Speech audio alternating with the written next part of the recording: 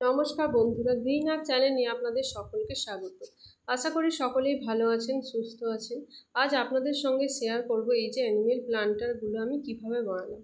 হাওয়া দিলেই এগুলো অনবরত দুলতে থাকে, একে নাড়াতে হয় না। আর এগুলো আপনারা পেনস্ট্যান্ড হিসাবে ব্যবহার করতে পারেন বা বাগানেও রাখতে পারেন। তো কীভাবে আমি বানাবো পুরো ভিডিওটা লাস্ট পর্যন্ত দেখতে থাকবেন। আর এই বোতলের যে অংশটা আমি বাদ দিয়েছি সেই অংশ দিয়ে আরেকটি ক্যাপ আপনাদের সঙ্গে শেয়ার করব করছি আজকের এই ভিডিওটি। তো চলুন কিভাবে বানাই দেখে নিই। প্রথমে আমি নিয়েছি এখানে দুটি 1 লিটারের বোতল। আমি এই বোতল দিয়ে বানাচ্ছি, অন্য আরও একটি বোতল দিয়ে বানানো যায়। প্রথমে আমি এর গলাটা কিভাবে বানিয়েছি সেই আঁকিতে দেবো। এখানে মেজারমেন্টটা খুব ভালো করে মাপটা নিতে হবে। আর এর ঠিক উল্টো দিকে যেখানে গলা নিয়েছি তার দেখুন ঠিক দুদিকে দুটো কান করেছি। এবার কাটারের সাহায্যে এটা কেটে নেব। পুরোটা কাটারের সাহায্যে কাটতে যাবেন না, মানে শেপটা ঠিক আসবে না। কাঁচি দিয়ে এবার পুরো অংশটা কেটে নেব। কান আর ঘাটটা রেখে বাদবাকি বোতলের যে অংশটুকু বেঁচে থাকবে সেটাকে আমরা বাদ দিয়ে দেবো।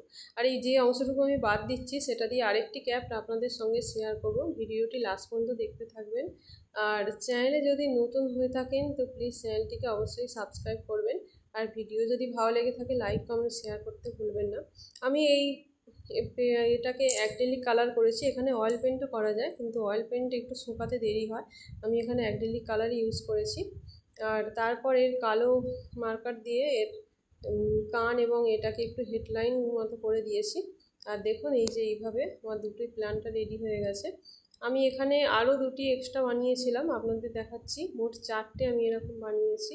আপনারা এটাকে গার্ডেনেও রাখতে পারেন বা পেনস্ট্যান্ড হিসাবেও ব্যবহার করতে পারেন।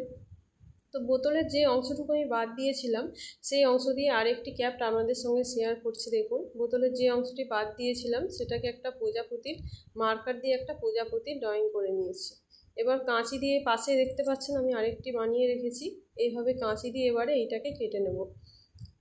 কাঁচি দিয়ে কাটার পর এটাকে রং করলে এরকম সুন্দর সুন্দর প্রজাপতি তৈরি হয়ে যাবে। এগুলো বাগানের সাজা দেখুন ফেলে দেওয়া এই বোতলের এই অংশগুলো দিয়ে আমি এখানে সুন্দর সুন্দর কতগুলো প্রজাপতি তৈরি করেছি। দেখুন এবার আমি কিভাবে এগুলোকে বাগানে সাজাই। এই যে ঘাস ফুলের এই গাছটি মানে রেল লিলিটা এমনি খালি সময়তে এমনিই পড়ে থাকে, তাই এটাকে সাজানোর জন্য ছাতার একটা ভাঙা শিক নিয়ে আর এই মাস্কিং টেপ দিয়ে আমি এটা প্রজাপতিগুলো লাগিয়ে দিয়েছি। আরও যে দুটো প্রজাপতি ছিল ছাতার টান না থাকায় আমি ওগুলোকে এমনি অনেক গাছে এমনি আঠা দিয়ে আপনারা লাগিয়ে দিতে পারেন, যাতে দেখতে মনে হবে যে সত্যিকারের প্রজাপতি। এতে প্রজাপতিও বাগানে আসতে শুরু করবে অনেক। আমার এই ছোট্ট ছোট্ট ক্যাপগুলি কেমন লাগলো আপনাদের কমেন্ট করে জানাবেন। আর আজ এখানেই আসছি, নমস্কার। দেখা হচ্ছে আবার একটি ভিডিও।